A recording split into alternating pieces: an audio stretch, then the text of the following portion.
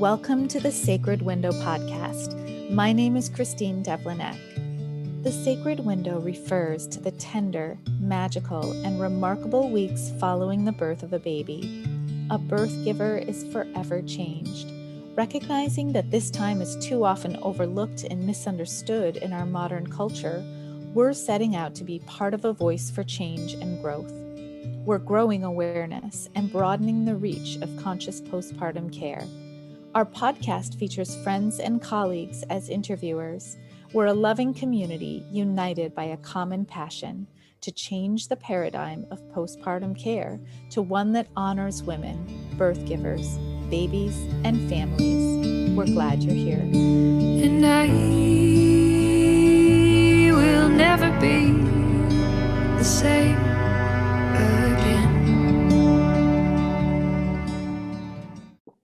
Hi there, welcome to the Sacred Window podcast. My name is Christine Devlinek. I'm so happy to be recording this episode today. I just love how organically people come together and, we just know we have a conversation to share. And I'm really happy to invite today three amazing human beings that I'm so honored to be connected with. One of my amazing teammates, Charlotte Sensini Sternkind. Charlotte is in San Antonio, Texas. She's our Ayurvedic touch for postpartum instructor here at the Center for Sacred Window Studies in our programs. I have Deborah Rose Shutema here. Deborah is a fashion model and a mom from London, England. She is the founder of Ayurveda Mama, MAMMA.com. Deborah is one of our alums of our program, and she's just an incredible person who has really combined her work as a model with supporting new moms and recognizing how imperative this postpartum window is, particularly in her work in the fashion industry. And we have Nicole Trunfio here. Nicole is a model as well. She is the founder of bumpsuit.co. She's from Australia, but she lives in Austin, Texas. And it's so beautiful because Charlotte was Nicole's Ayur doula when Nicole had her babies, and Nicole, recently reconnected with Charlotte and sort of, bringing the Ayurvedic sort of conscious perspective of postpartum into her work with Bumpsuit. And I just love how all of this, it was around the same time that Deborah and I were talking about honoring the birth body and sort of that transition of being in your body when it's so different during the weeks and months and years after birth. So everything was just aligned, and I'm so into following that alignment whenever it happens. And so thank you and welcome to all three of you. Thank you for being here. Thank you for having us. It's a pleasure. Happy to be here. Yeah, it's really great. And I just want to dive right in and invite, maybe Deborah, why don't we start with you? I would love for you to just start us off with, why do we need to think about the postpartum body and how we see ourselves and what we may expect ourselves to look like through the eyes of the world? Where is this duality and how do you feel called to talk about it? Well, I remember when I reached out to you about this, I just watched a movie. I don't remember which one it was now. I even don't remember the actress, but she's super famous. And in this movie, she had recently given birth 6 weeks ago, and she was already back to work and doing her swimming pool sessions. And she looked like she's never, ever had a baby. And I was watching that movie and I just looked at myself and spotted a moment of weakness there. So I thought, wow, even though I've done so much work to honor the birth body and to give myself time and to heal and to honor my womb for the work that it's done. Even still, I look at her and I feel, oh wait, did I do something wrong? Is there something I should have done better? Am I exaggerating this? I think that word, exaggerating this, is important for the mind, because as women, there are so many expectations on us. You want to be a mom is maybe the most important title that you'll ever receive. So you want to be a good mom, but you also want to look good. You want to work still, you want to work on your career, and you have all these things and you're juggling with them, and there's this expectation of you just continuing with life. And where I'm from, Holland, women only get 3 months. I think actually in the US is worse, but we get 3 months maternity leave, and then you're expected to be back to work. And I've heard so many stories in my life that people were struggling with breastfeeding, and women would always hear from their midwives that their supply was low, and therefore they would have to supplement with bottle feeding, et cetera, et cetera. And I always thought like, oh, breastfeeding must be impossible. And it was only when I had my own baby with lots of free time afterwards, where I took 9 months off, with like one shoot after 8 weeks, which I should not have done. Anyways, these 9 months off. And I then realized, oh, of course it's going to be hard if you don't give yourself the time to like go into your new chapter and really feel what it feels like and feel your feelings and get to know your new body, because there's so much transformation in there. And yeah, women feel like they don't recognize themselves in their body after they've given birth, because things like even your bones are in a different position, you know, so many things change. And I actually forgot which question I was answering here, but this is just how It's so true. I think it takes something like 2 years for your organs to return to the place where they were before you became pregnant. Like it's really amazing. Yeah. Yeah. So, you know, Nicole, jump in here and share a little bit about, you know, why you feel drawn to this conversation, you know, and how that, like what it has meant for you to become a mother in your industry, you know, especially where there's even more pressure than, you know, for the rest of us who are not in that field. Well, I think, you know, a way that I can contribute to this conversation in terms of like being a more relatable side, which I really don't share with many people. And Charlotte was with me through, you know, the first half of what happened to me after birth. But, you know, I, you know, have a high profile career, and a lot of people commented a lot on how I bounced back really quickly, the snap back or whatever everyone calls it. But actually my body thing was much deeper and very dark. Internally, I had a home birth, which I love. I still love it to this day, but mine went completely wrong. I'm not like against it, but I definitely had a situation where it would have been better for me to be in the hospital. And that situation led to a plethora of situations, which really impacted everything about how I related with my body, my self-confidence, my self-esteem, intimacy with my husband. I felt like I was, I don't know what the right word is, but I would say butchered, actually. I'm just going to be completely honest. I had like a really bad tear during my birth in a place where most people don't. And that led to so many complications. I had to have multiple surgeries afterwards, and those surgeries became complicated too. And I just really tried to live in my external body and didn't really deal with the internal. So I think that there's two bodies after pregnancy. There's the external and there's the internal. And you know, my experience, I feel like happened to me for a reason, to share with women, you know, because I think that it's not spoken about, you know, really what happens to our bodies at birth enough, you know. And I think we really need to just listen to all of the stories in an open and optimistic way, so we're really prepared for what we're about to go through. I think a lot of women don't share their stories. You know, once I started sharing my story, a lot of women started opening up, and it made me feel a little bit more normal, and like I wasn't the only one that was now abnormal, and I didn't have certain aspects of my body that I really thought that I wouldn't never be without.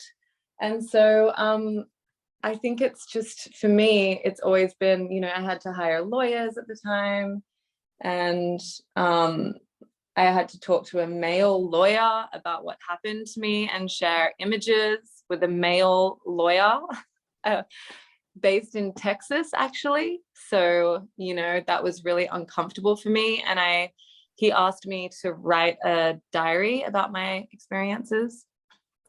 And as I was writing this diary, which has now turned into a book, I was like, wow, this is my healing. I don't ever want to get into a court case with anyone or like sue anyone in my life. And maybe that's not why this happened to me. Maybe it's about sharing this experience and helping other women. And so, yeah, I just had this experience, which I haven't really fully shared yet. It's taken me, that was my first baby. That's 7 years ago. It's taken me a long time to process, but I will say, you know, the more I do share, the more normal I feel. And also, my second baby was very healing to me and to my body. And so really stepping into that, you know, just having that knowledge and having that female camaraderie around me while sharing and really stepping into motherhood, as you're talking about, Christine, and Deborah, as you guys are talking about,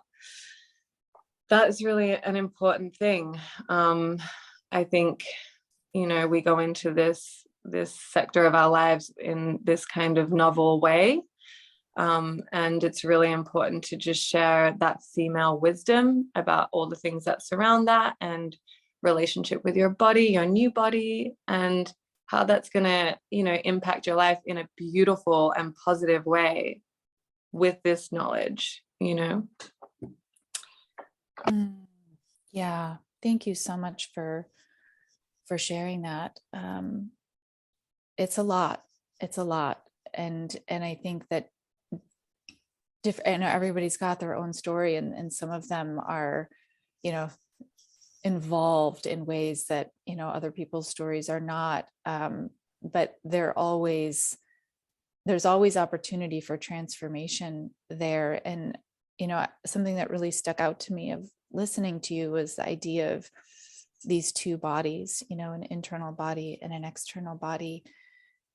You know, and I think the beautiful part of Ayurveda, you know, that Charlotte and our other instructors that we talk a lot about is, you know, there's multiple aspects to healing and to health, and to be able to process trauma or even just process the transformation into parenthood from, you know, a physical sort of external level, while also, you know, embracing the internal transformation is imperative. Charlotte, I'm really curious, you know, from your perspective. So Charlotte and I, you know, are coming to this conversation from, both of us are mothers, but we're also both, you know, caregivers. And so we kind of, you know, have this wider view, although Deborah, you're in this work too. But Charlotte, you know, I'm curious from your perspective, you know, as you're working with, you know, as you were working with Nicole, as you're working with your other clients, you know, how are you sort of thinking and supporting that processing, that like internal and external healing process, and helping people? Because sometimes I think that like transformation kind of blindsides people. I don't know if I'm saying that right, but they, you know, they don't expect it to be such a huge transformation. And then all of a sudden it is, and we kind of feel knocked off our center. So yeah, Charlotte, I'd love for you to speak a little bit about, you know, how that was for you supporting Nicole, you know, maybe people in general, about how can we support that? Before she starts, also, I just want to clarify, like, Charlotte didn't know about a lot of the stuff that was going on with me because I wasn't even aware, because it was my first time. But I will say she was the only thing that gave me hope every day. And like, without her by my side, I don't know how I would have gotten through what I went through. So Wow. she can talk about what we did, but yeah, she was an angel, a blessing. Thank you, Nicole. So, yeah, sometimes the internal process work that birthing people have to do is so deep that, they can't even share it yet or vocalize it, put it into words. And sometimes it's using my fine feeling senses to just go, okay, something's off here. And what can I do to support what I'm actually seeing happen? So, it was very clear.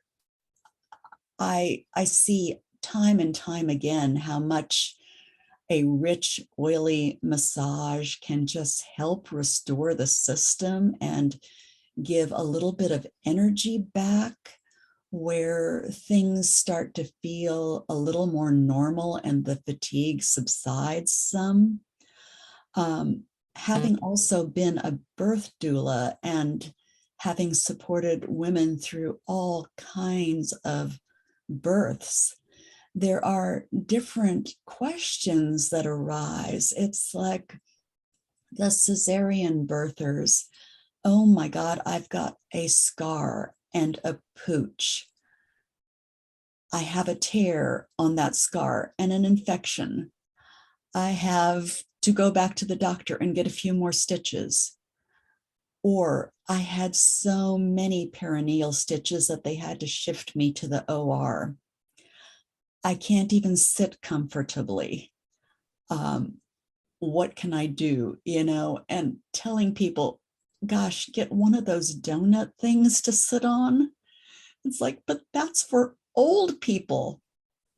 And I do remember, one woman being surprised at how much lochia, the afterbirth bleeding there was. And then she said, you know what?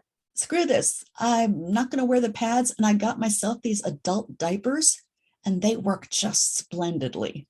So it's kind of funny, the ways that different people go about their postpartum. And of course, there's always the concern about, is my belly going to get flat again? Will I still be sexually desirable? I've had a number of single parents, and they were clearly worried about whether they could ever attract a partner at the time, and it's reaffirming for them that, yeah, it's going to take some time. And maybe there will be a new softness in your belly, not the taut juvenile tummy, but something that feels whole and more expansive. And, if they tell me, because I've also been a prenatal massage therapist, it's like, oh, I'm getting so fat. And no, you're pregnant. Totally different thing. So I always affirm what's happening and that they're not the only one experiencing this particular feeling. So that's what I like to do, talk to them about whatever it is they're feeling and share my own story too. And if there's time, I'll get into that a little bit later.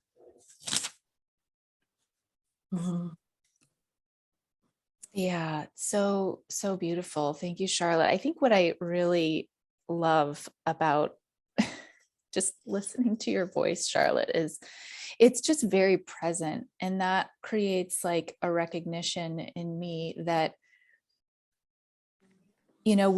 we're not always going to know, like we don't have that perspective until we move out of our births enough that we can kind of look back in with a clearer understanding. Like you said earlier, Nicole, that while you were going through it, like you didn't even really know, like it wasn't something that you could seek direct support for because you're in the middle of it. And I think that's so important to recognize that our role, as whether we are the birthing person going through it or whether we are the caregiver, is just to be as present as possible.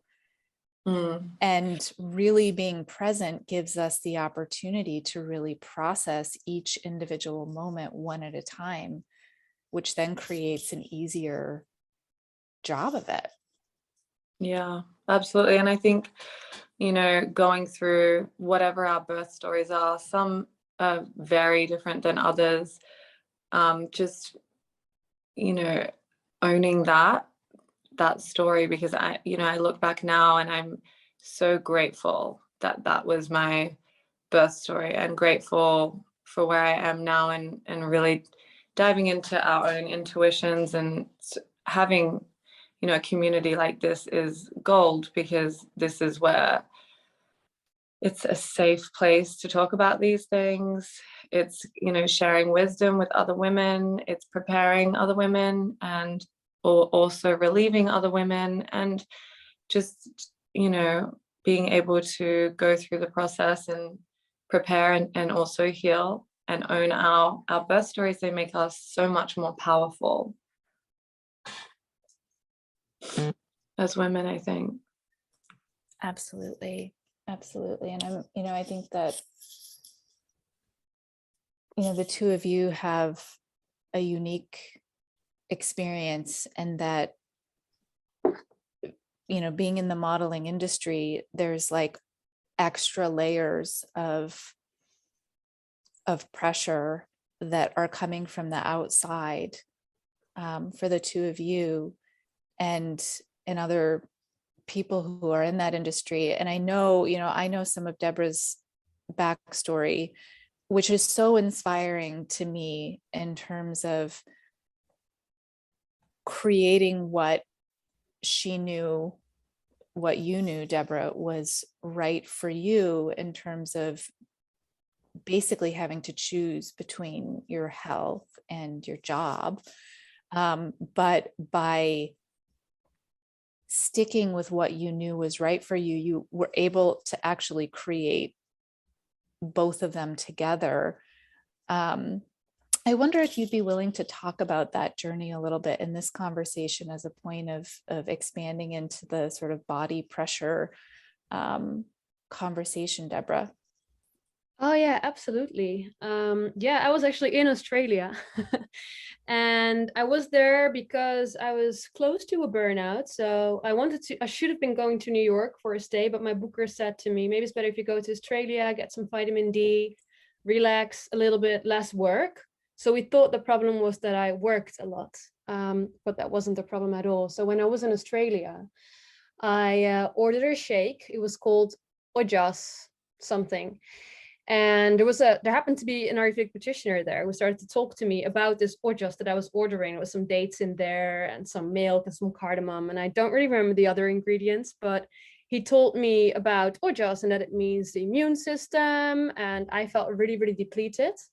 So we had a conversation there, and it was so inspiring that we had a follow-up after that. And he told me that I was really high in vata, and that's why my ojas was depleted. So he gave me a simple protocol. Actually, it would not have been simple if I wasn't in Australia, I don't think, but because I have more time, and Australia is like has a good morning routine, so it was lots of routine. And after 6 weeks, something happened. I got my period for the first time in 18 months. So I then realized that this ojas, the immune system, was closely related to my women's health and therefore my fertility. And since infertility runs in my family, that was worth a lot to me. So when I realized that this Ayurvedic protocol, that this Vata soothing protocol would help me to get my fertility back, and maybe I would not have to follow my mom's footsteps and her mom's footsteps, because they all did have children, but it came with lots of complications. So I thought, oh, wow, this is definitely worth throwing everything around for. So yeah, I kept on following that, but I also put on weight because that was just necessary for me. I had depleted my body for a very long time because I was, I think, 5 years down the line of my career. So it's like 5 years of lots of cardio. I didn't eat many carbs, whereas my body needs them. My body thrives on them when I balance them well. So I didn't eat carbs, and I was also a vegetarian on top of that, which I learned was also not the best choice for me. Chicken broths, for example, are really good for me. Anyways, doesn't matter. I put on weight. And so I had to leave because my agency had sent me to Australia with specific measurements that I didn't live up to anymore. So there was no work for me and I had to leave. So I came home, and my mother agent, this is what you call someone who first scouted you. So they set you up in other local markets, said to me that it was best for me that she would take me offline until I got back to my previous measurements, because I used to work a lot. So obviously she wanted me back in those measurements. And I said, I'll see what I can do. But deep down I knew I can't do it. I then traveled to India to learn more about Ayurveda, which was the best choice I've probably ever made. But in the meantime, I was also very, very stressed because I was taking all this time out. I didn't really have a backup plan, and I thought I might come back to not having any work, and I really don't know what I'm going to do. Like, do I have to move back to my parents? I really didn't want that, etc., etc. And in the meantime, I also felt deeply for all the girls that I've lived with, because in modeling, when you just start out, you often, when you go to a city, you stay there for a couple of weeks to meet all the clients and see how you can work there, and then you stay in an apartment with other girls that also come and go. So I've lived with so many girls there, and I witnessed so many people that also didn't have their periods like me. And to be honest with you, I even thought this was maybe normal, you know, to be very irregular, just have a missing 4 year, because it happened all the time to people that I knew. So once I learned this, I thought, oh no, like all these women's, their fertility here is like, you know, that's what you can get if you I don't know how to say this in the right words, but yeah, it's your fertility that you can lose here. So I started to write essays to my agency about ojas, what it means and why it's so important, and how that comes often with a little bit of extra weight because you need a bit more kapha of that, because kapha is very like ojas. And I wrote an essay every day again. It's kind of like just keeping my diary. And I thought, I'm gonna send this one day, and I really hope that they will understand, and that maybe it will contribute to the agencies to like a change in this industry. And so eventually, when it was time for me to have a meeting with them, it happened to be right in the same timing that a big casting director, James Scully, went on BOF, Business of Fashion, which is a really big media channel.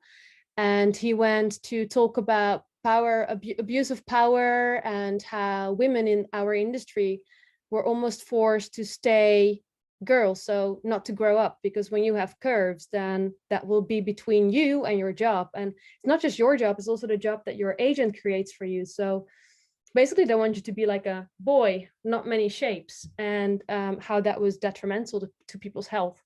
And because he said that, there was so many stories popping up everywhere. And the same thing happened in Holland, where I'm from, which is also where my mother agent is. And one of the girls that was picked up by the media with her story happened to be also in the same agency as me. So the agency was suffering with what you call like image damage. And so when I had the meeting with my mother agent, I brought this essay, and it was actually their ticket out of this image damage and their way like to solve this problem, to move forward. So they told me, you form a team, find a nutritionist and a psychologist, and set up a support system for new faces, for new girls that just enter the industry. The psychologist can also talk to their parents so that they feel comfortable signing their children with us.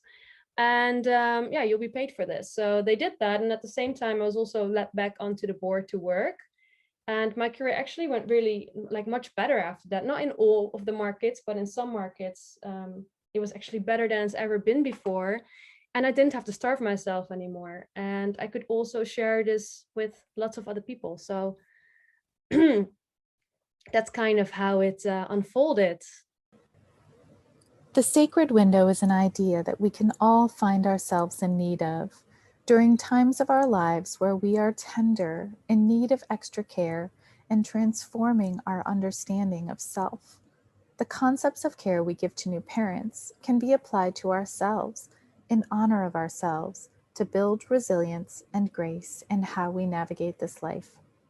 I just think it's incredible to be able to really recognize what is aligned for you, what is your path of healing, and staying true to it, and from there finding an access point to connecting with others who also understand that. And Nicole, it goes back to like when I was listening to you of female camaraderie, but I think there's also like that wider, like when we have other people who are recognizing the same thing and sort of working on something together, or just even if someone feels supported by a community, that's like a major ingredient to change and to healing.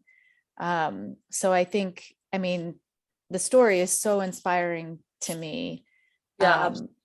It's incredible. Also, I mean, I remember that time, Deborah, and I really applaud you for, you know, listening to your inner voice and embarking on the unknown, you know, like listening to your intuition and embarking on the unknown. Our industry is just, it's so cutthroat. It's a really challenging industry, and to have your input in such a profound way is incredible. And also the fact that you found Ayurveda, you know, sharing that wisdom, that is an old wisdom that I feel is starting to resurface in a big way.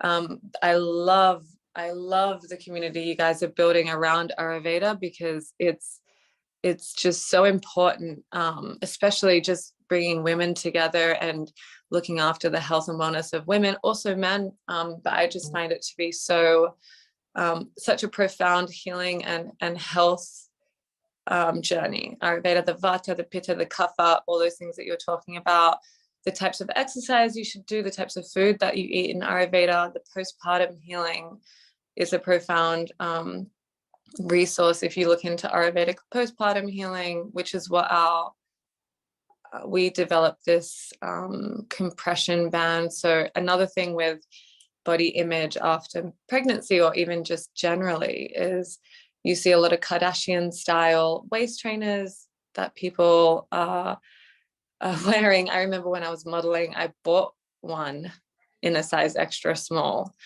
and I couldn't put it on. I was like, how do people get this on? It's not possible. And I was tiny, and you know, to go and just get your regular size, and then it just, I couldn't even do it up. It was just not possible.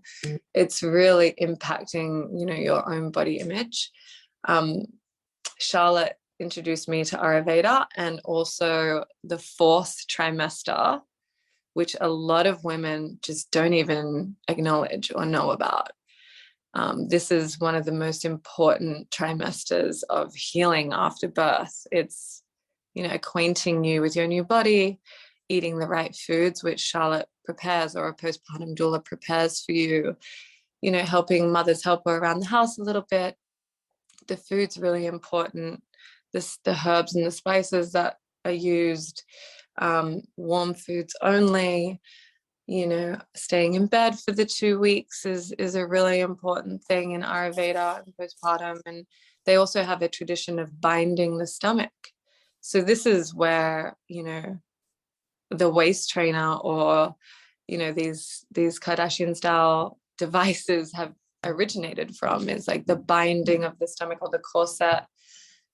This is actually used for a purpose, and I'll let Charlotte talk more about the binding in Ayurveda.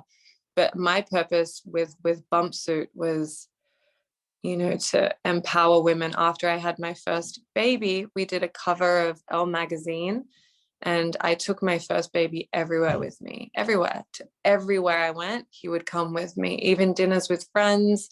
My husband was always away, so he was my little homie. I would just go everywhere. He just didn't leave my side. And I had him on a photo shoot one day. I was shooting the cover of Elle magazine, and I had to feed him. So I was feeding him, breastfeeding him. Thank God I got the opportunity to do that.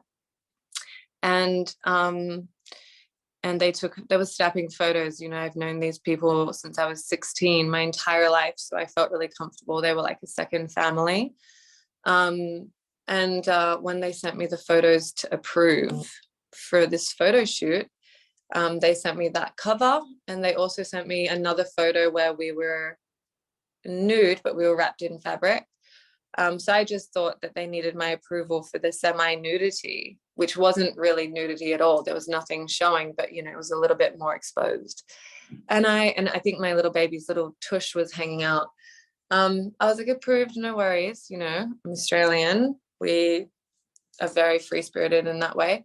And so then I wake up when it's published to news articles, tens of thousands of new followers on Instagram, controversy, all of this because of this cover that came out, because they published the first breastfeeding cover ever.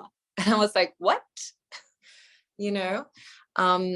I was very shocked. And my husband's from Texas, very conservative, had an issue with me breastfeeding in public, like at restaurants and things, which was really weird to me because I'm Australian, so we breastfeed anywhere.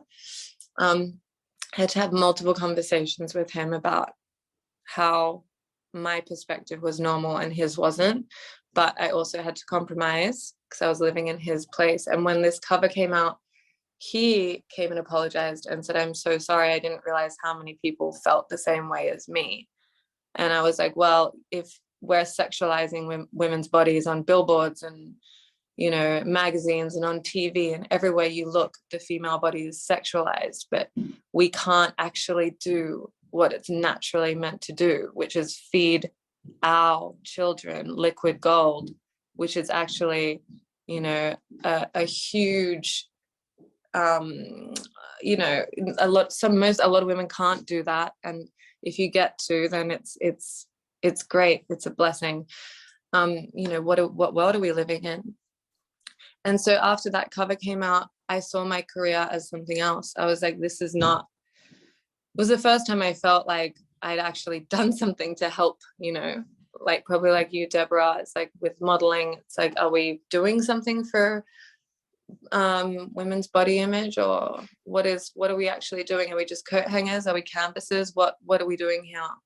And somehow some of us find a purpose that's larger, that really actually can help women. And when I did that, I was like, okay, this is where I feel comfortable in this space, because I've been through a lot through the birth of him, and I'm still going through a lot. And for me, the creation of Bump Suit is to embody all of those things. It's freeing the bump. It's making women feel empowered, showing off their body while pregnant. That's the most beautiful time when to show off your body, is when you're pregnant, instead of wearing these big, like sack-like, clothing, or these clothing that's like butchered. It's like add on all these pieces that are added on, especially for maternity, that you're going to throw away afterwards. We created something that is super comfortable, very flattering. You can wear it pregnant or not pregnant, so you don't have to throw it away. And someone said, of course you freed the bump. You freed, breastfeeding. So of course you're going to free the bump. And I never saw it that way. And the binder, after working with Charlotte and developing, we call the support waist trainer, which is not a Kardashian style waist trainer. It's really mimicking Ayurvedic binding and Ayurvedic healing to support the core, because when you give birth, you have a lot of air energy. Vata is fire, sorry. Pitta is fire. Yeah, you have a lot of Vata energy, air, because when you release the baby and the placenta and all the fluids, you feel like you're going to fly away. It's like you become super light. So really grounding you with the Ayurvedic diet, and then the compression, the support waist trainer really helps to support the core, help you sit up straight during breastfeeding. It really helps guide all of your organs back into place, and it also just makes you feel like a superwoman, because you feel like jelly after birth. You feel like a blob. So this is a product that really helps empower women in the easiest way we knew how, without having someone come to your house and bind your stomach in the Ayurvedic style. So you really just finding that purpose, through my job, just like you, Deborah, through my job, it really gave me that avenue to do something with purpose. Oh my gosh. Yeah. Thank you so much for sharing that story, Nicole. It's incredible to be, so unknowingly, having the first cover photo of breastfeeding. What an incredible thing.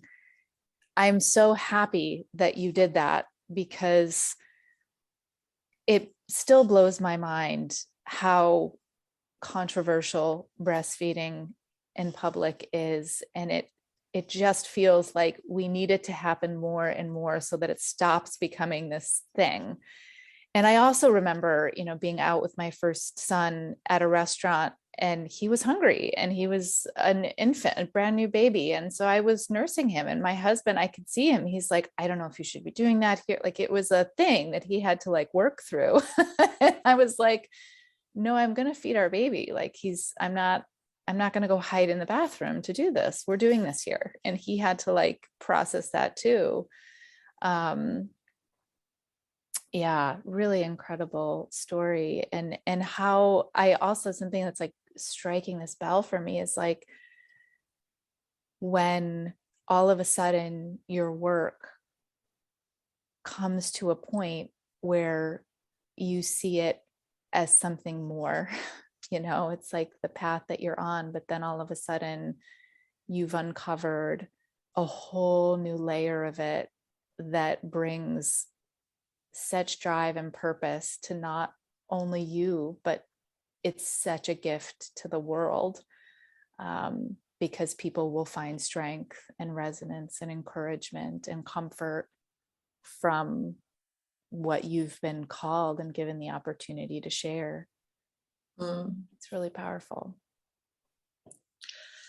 I think what we're doing here today is just what needs to happen so much more as women together, united.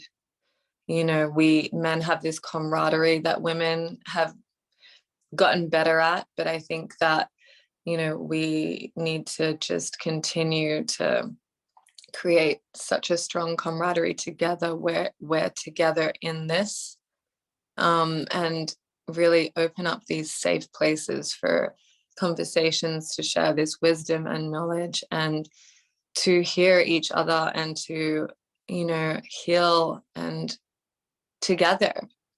This is so important for the future generations, for our sons and for our daughters. We are creating the tone of the next generation. Being a mother is like the most important job in the world. There's so much pressure for women to have a job and to do something else, but actually the focus should be on allowing women to really embody motherhood, and that to be respected more than any other job in the world, because they're raising the next generation. We're more connected to the earth. We're more connected to birth and creation, and nurturing the planet, and nurturing out the planet, and the people on the planet, and the animals on the planet. And if we can really just gang together and bring that nurturing spirit to life as one, I think it will make this world such a better place to be in for everyone, Hands down, absolutely. Charlotte, I would love to invite your perspective and your thoughts into this conversation, in terms of thinking about, your calling into this work from, a previous career in dentistry. But, I'm also thinking, Charlotte, about your experience becoming a mother, and then being called into birth work later on. And just, I guess your, process of integrating yourself as mother, your body coming into supporting other people. And just in general, where your thoughts have been going as we've been having this conversation. And so my prior career was in the dental field, and I actually created artificial teeth and taught residents at the dental school how to help people have a better smile. So if I look at it today,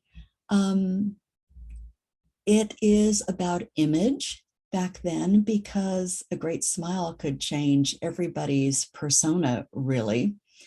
And a healthy postpartum can also change you for the better. And I think this is actually even true for the supportive partners. The things that they learn. So my own birth, I had I was scheduled for an induction, and then I ended up spontaneously birthing, much to my doctor's chagrin. And because he was in such a hurry, I ended up with a double episiotomy. I honestly don't know how stitching up two sutures can take less time. There was nothing wrong with my son, as far as heart tone or anything. But that, of course, left me with scar tissue down there. And then I also had some postpartum difficulty with another tear where I was cut. For the longest time, I could not even remember my doctor's name, totally blocked it from my system. And then I think I gravitated into the body work and then doula work to help heal my own birth. And one of the very healing aspects was when I did a rendition with my doula group up in Austin of Karen Brody's play Birth. And I chose the part of the woman who had an undesired episiotomy. And her cry at the end was, "They cut me. They cut me. My body will never be the same." And it was very healing for me. And I suspect that the other participants also had a very healing experience from that. I know that as a group, it was such a valuable thing to vocalize for our city at the time. So just looking at that, all the things that can happen in birth. And like I said, I just try to make it easier. Put the compassion and love into the person's birth story. And, sometimes they do have to go see a psychotherapist to process through it. And sometimes it's a principle that we call red tenting, where a woman shares her birth story quite spontaneously with another woman, often years later, and it will be so healing.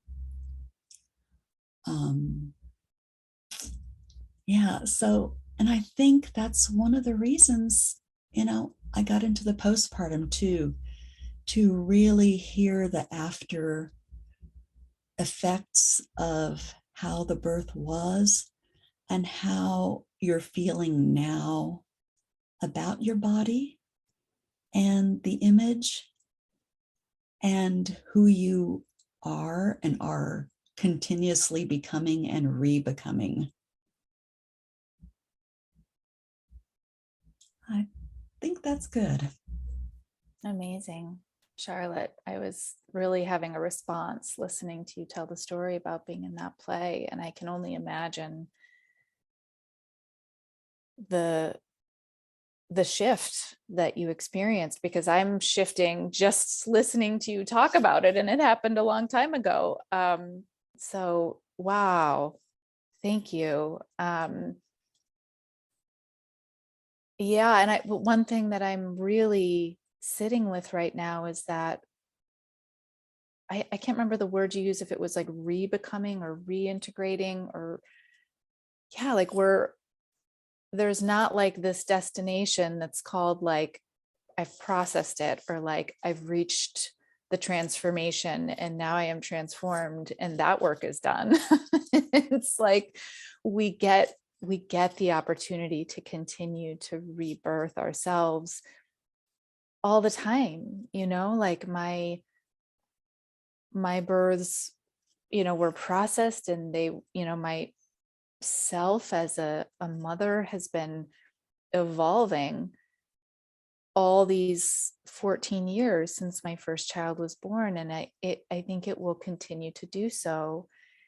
And I really value that it's a practice, and that it is a process, and that there are new layers of it that I get to discover, and new appreciations about my body that I get to discover now. You know, my youngest is 4 years old, so my body is very different now than it, you know, there were so many years of like pregnant and postpartum. I have 4 children. So I went through a lot of different sizes and a lot of different places, and, you know, this kind of decade, you know, and now I'm still doing something new. And I think what I'm feeling into right here is that we have the power to create how we want to feel about ourselves. And when we get to use that choice to connect with others, to broaden what we see to be as a real issue out in our world, that's like part of the healing too, like starting the Center for Sacred Window Studies, like teaching this, like going into being, you know, a conscious postpartum caregiver for me was also part of my healing journey with my births, and just feeling uncomfortable with the transition to parenthood, and which I wasn't expecting to even be a thing. So yeah, I guess I'm just really appreciating that idea of it being a continuous journey, and that being able to connect with others in conversation, in purpose, is also just part of that. And we're kind of supporting each other as we all navigate that journey. You know, something that I'm also thinking about, Deborah, is recently in the talk that you gave to us, our community on honoring the birth body, just an incredibly well thought out series of practices that I know I could tell as you were talking about them that it was deeply personal for you, that you have incorporated these practices for yourself. And that has been sort of the way that you have then reached out to work with other people. But I'm curious if there, you know, are a couple of these practices of, you know, really integrating your healing journey that you'd be willing to talk about here as we bring our conversation closer to a close. Yeah, I think what really touched me after giving birth is I was really looking forward to have a cycle again, because pregnancy is without menstrual cycle, and it might have to do with the infertility that I feared so much before my pregnancy, that I was really looking forward to having a menstrual cycle again. But also because this cyclic nature that we share as women in our womb connects us much to nature, to the moon, to the earth. And I really love Maya Tiwari and her teachings on Shakti Prana, and on how you can evoke your Shakti Prana. So the energy, the healing, nurturing, feminine, transformational energy that lives in our womb, which is also the place for our subconsciousness, which is why I think is an extra, like an addition, birth can be so traumatic or invasive, or to nurture that by living with the moon and honoring the moon goddess, which is referred to as mother consciousness. And I love that so much, because by really taking the time to honor that mother consciousness, you are also reminded of how powerful your role, sorry, my Dutch, your role is as a mother.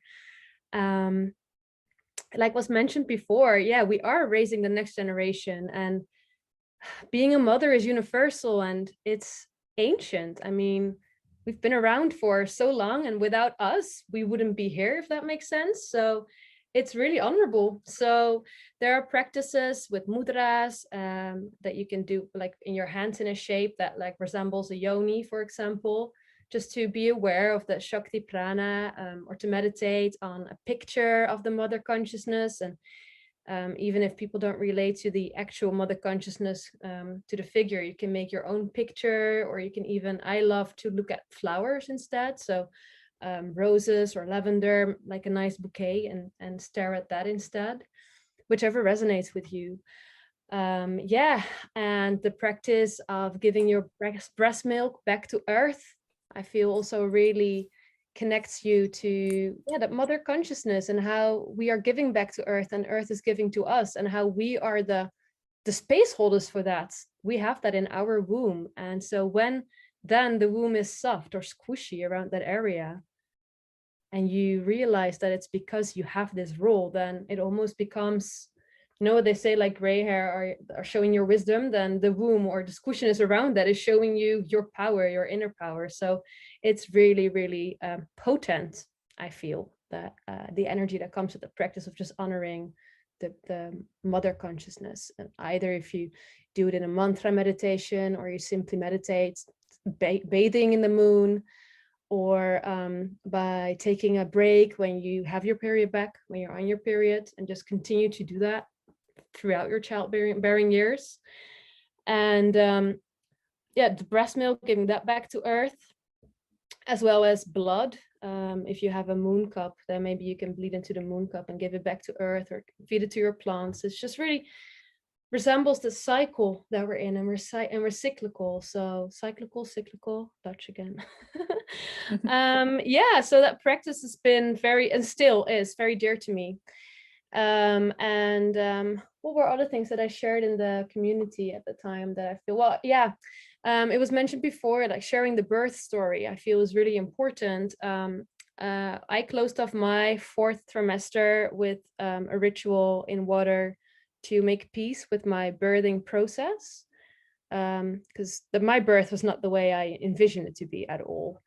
And I think a problem is also in the expectations that are there before you give birth, because, you know, I'm like, oh no, I work with Ayurveda, so I definitely have to have a natural birth, and I cannot be transmitted to the hospital at all, because that means I'm failing in, you know, what I'm teaching others or telling others that they can do.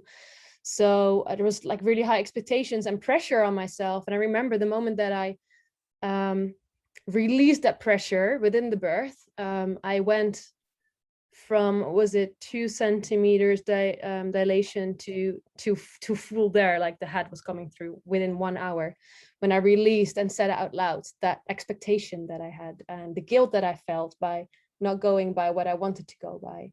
And so after 6 weeks, I did a ritual in the water, and I found that to be very, very healing. Yeah, just to place some significance on the fact that you've done this and you're moving on now. But you're not really moving, I mean, you're not moving on like it's not important anymore, but you give it a place, and it's, yeah, it has a place, it has a time and a place, and it's okay. You've done it, and your baby is here, and yeah, it's quite honorable. That's beautiful. It's beautiful. Thank you so much, Deborah. Nicole, I'm curious for you in your healing journey, like some of the things that really stick out to you that you feel like have really helped you process what you went through, and maybe what you're still processing. And, you know, if this is a continuing journey, we're all sort of continuing to evolve, and talk about, you know, what have been some of the meaningful things that have changed you and helped you integrate. Yeah, so it's been really hard for me even to talk about that story that happened, because it was a mixture of like natural occurrences and unnecessary intervention from doctors, and just, you know, a whole bunch of stuff.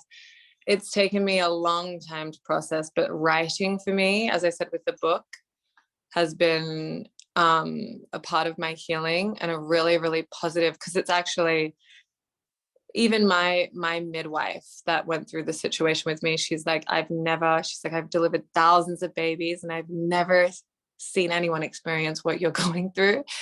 And it's become a humorous thing. It's like, it's finding the humor in it. It's like, this is life. It's so crazy. It's so beautiful and wild and raw and out of our control, really. And it's kind of, finding a perspective. I come from a place where,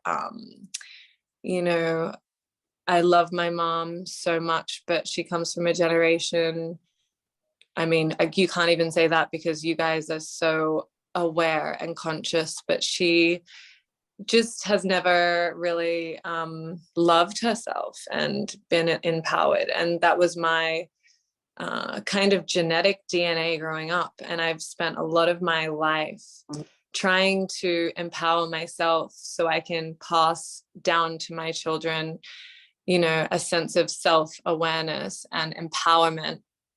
Because that's why I'm talking about being a mother is such an important role, because whatever demeanor you choose to take on in your life, you're going to really affect everyone around you. It takes one person to affect a whole world.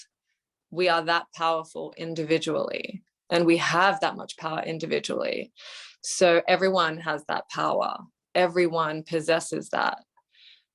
We all, it's possible for all of us to make a change that these icons in our lifetime have made.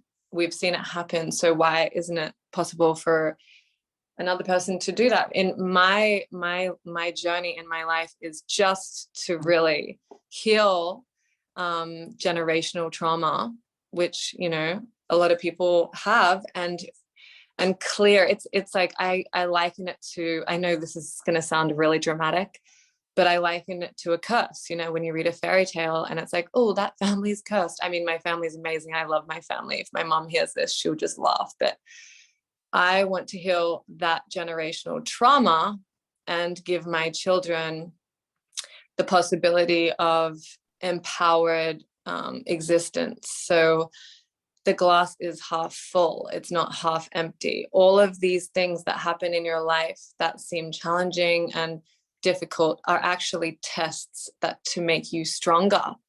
They're blessings, because you will learn so much. You learn so much from times of hardship. These are blessings. Hardship is blessing. It's to have that perspective. And for me, my healing is that.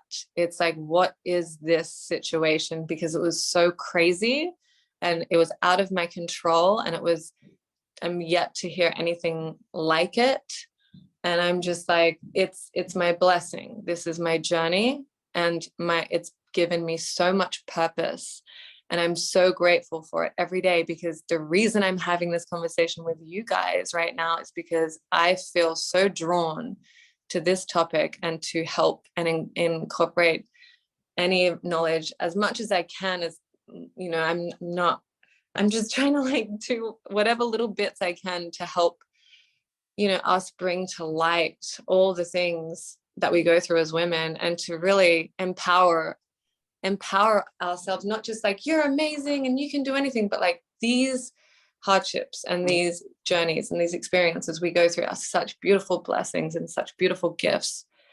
We can learn so much from these things. We can grow, and we can actually improve and evolve. I think that's a huge word for me, is trying to evolve the next generation, not be stuck in the same philosophies and the same routines. It's like, how do we evolve as a race? How do we heal this world and the people in it?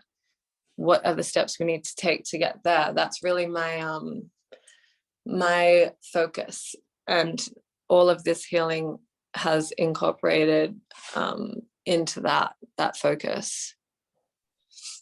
if that makes sense. Sorry, sometimes I talk in like riddles. Nicole, it's beautiful. Thank you so much. Truly, truly, thank you. Charlotte, I would love to invite you to share something that has helped you continue your own transformation as you become more of the mother that you are today and the caregiver in person. Oh my goodness. That's a big question. I mean, being 64 now, and I received a granddaughter last year. So it's totally opened up a new adventure, because I raised a son and not a daughter. And at the same time, it's like, oh, what kind of counsel can I give here when clearly it's my son and daughter-in-law that are the parents? So I very much look forward to supporting the way she explores the world, and perhaps in ways that I was not permitted to. So for me, it's very much about freeing the spirit when we were so constrained by societal roles, image roles, how we were supposed to be and act and do, and all of this. And I'm just fascinated with all the ways that everybody is gravitating into a more free expression of who they are, and using whatever issues they face. And, sometimes it can be something that's absolutely joyful too, that brings about such great healing. So I've had gobs of experience in my life, and so have many others. So I just look forward to the listening. Fascinated by everybody's perspective here today, and how the conversation actually went different than I envisioned, and that's totally okay. So yeah, so thank you everybody for facilitating this with us today. I mean, we're totally blessed by the ways you've moved your energy out into the world and become shining examples. Truly, truly. Thank you, Charlotte.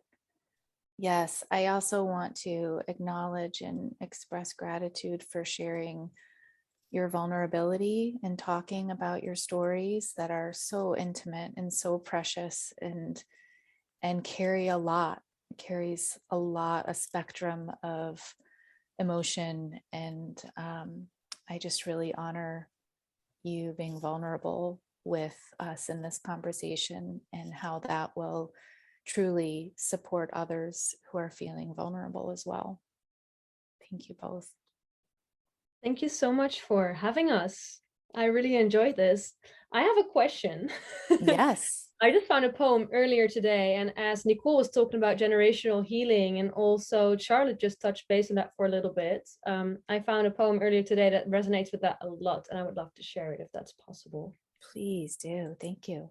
Okay, so this really relates, I feel, to the generations of oppression on women and on all the expectations that are put on us. So I will start. She sat in the back, and they said she was shy. Then she led from the front, and they hated her pride. They asked her advice, and then questioned her guidance. They branded her loud, then were shocked by her silence. When she shared no ambition, they said it was sad. So she told them her dreams, and they said she was mad. They told her they'd listen, then covered their ears. and gave her a hug while they laughed at her fears. And she listened to all of it, thinking she should be the girl that they told her to be best as she could. But one day she asked what was best for herself instead of trying to please everyone else. So she walked to the forest and stood by the trees. She heard the wind whisper and dance with the leaves. She spoke to the willow, the elm, and the pine, and told them what she had been told time after time. Then she found a small clearing surrounded by firs, and she stopped, and she heard what the tree said to her. And she sat there for hours, not wanting to leave, for the forest said nothing, it just let her breathe. It's a poem by Beck Hemsley. Wow, that just gave me goosebumps all over my body. Thank you for sharing that. What a beautiful, serendipitous gift of information, or gift of, wow, that was so beautiful. Blown away. At just the right moment, on just the right day. It's a signal of alignment, once again. Thank you, universe.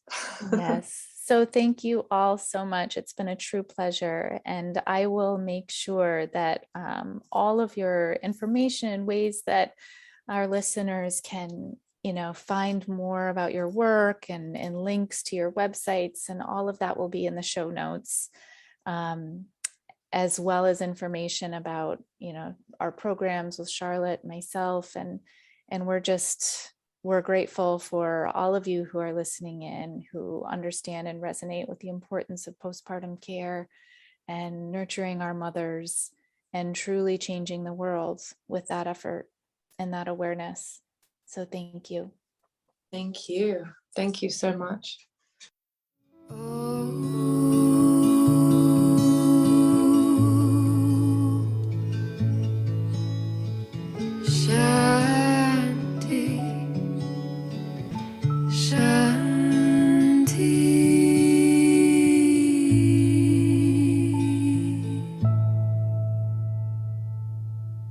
How can you bring something sacred to your current window of time? What do you have to offer to someone within their sacred window? We honor you for all you give and for who you are. Thank you for listening. The Sacred Window podcast is brought to you by the Center for Sacred Window Studies. You can visit us to find out more about our online training and mentoring programs, plus resources and products for and about the sacred postpartum window at www.sacredwindowstudies.com. Editing of our podcast recordings is done by Sienna Butler, and our music is written and performed by Sarah Emmett. You can hear more of Sarah's music by visiting www.sarahemmett.bandcamp.com.